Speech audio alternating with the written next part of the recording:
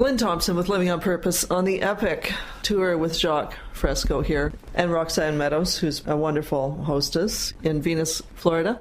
We're all fascinated with your vision, and one of my questions is, do you call this a utopian vision? No, not at all. Just a transition toward the future. Building a safer world, free of war, poverty, hunger, and most of the things that plague humans today.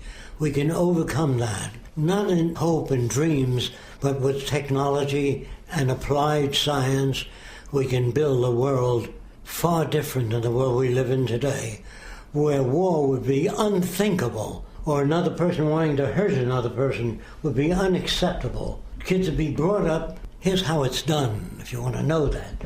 We have a group of kids, and they're building things, little animated things, and older kids of different nationalities come over them and give them tips on how to improve it. Black kids, Orientals. So every kid becomes extensional to one another. Every person that I meet has extended my life, opens up area. So you're pleased to meet everybody. But in the past, the distant past, when one nation went to another, they didn't go there to help that country.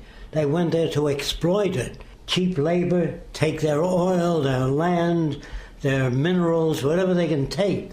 So nations become very suspicious of one another. They don't trust each other because of the past. Thousands of years they've been doing that. But in our world, when we understand by sharing technology with the world, everybody working together to make the world a better place, we would benefit millions of people fast. For example, they say, what would you do about handicapped people? We'll work on every device, the growing of organs if we can, no more digging up nickels and dimes for heart disease or cystic fibrosis, going around with a little box, right?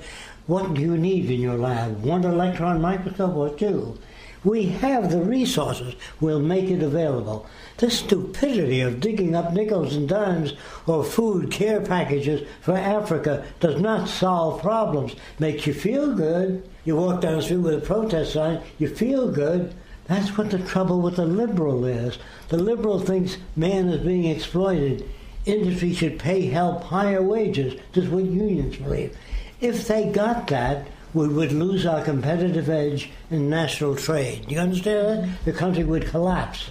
If labor unions win out, I'm not against labor, don't misunderstand me. They want a piece of the pie, that's all. But if you have labor unions, if they succeed, we couldn't compete with Japan or China. We would die. So even if you succeeded in electing, I don't want to name anybody, a very liberal human being, a decent person, and he upgrades the scale of everything, taxation for the rich would be higher.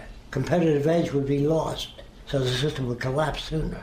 If a guy like Ralph Nader were elected to political office, I believe he's a real honest guy. And if he were elected, he'd probably be shot by the established order, or he would make things so great for the poor that we would lose our competitive edge. He would have health care for the old and disabled, He couldn't enact that legislation. There's not enough money you can collect for that. But not knowing those things, Ralph Nader thinks technology is something else, and decent guy in government is something else. It's not. It's about overcoming scarcity. When you eliminate scarcity, if you ever attain that, there's no more people hitting you on the head, taking your watch. If they can have it, it's cheaper to give a person a watch than let these kids run wild. It's cheaper to make things available to people.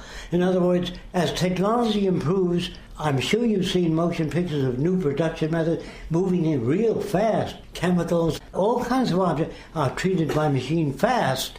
And so that tells you that a guy on a production line, he can't move things that fast. They say to me, they always ask me this, can a machine be better than the designer?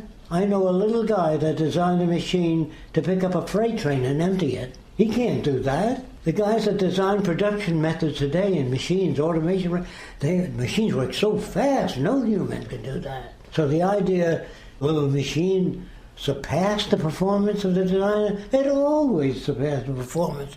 Remember when women used to scrub clothing down by the river? The washing machine, she just turns it on. But that's crude method even today.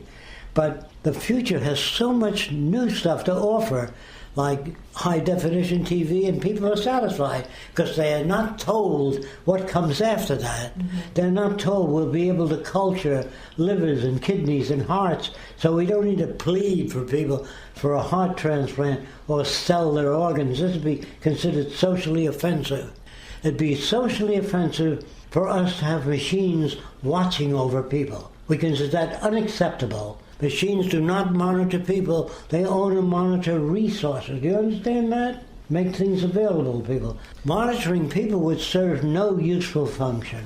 How do we make the leap from where things are now with increasing monitoring and such an emphasis on war? How can we make the leap from where we are now? First, I'm sorry to say this, it takes an economic collapse first. No one's about to give up what they have. Because I remember the last Depression, people came into the Berlin, the Joyce Aircraft Factory, government people said, we're taking over your plant. And Henry Berliner said, why? He said, you haven't paid taxes on your machines in 3 years. He said, I've had orders for airplanes at the Depression.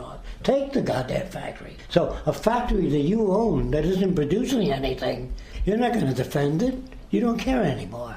So as the system collapses, let's say they have container ships that take off one container at a time. You design a ship that takes the whole container section off, floats it off.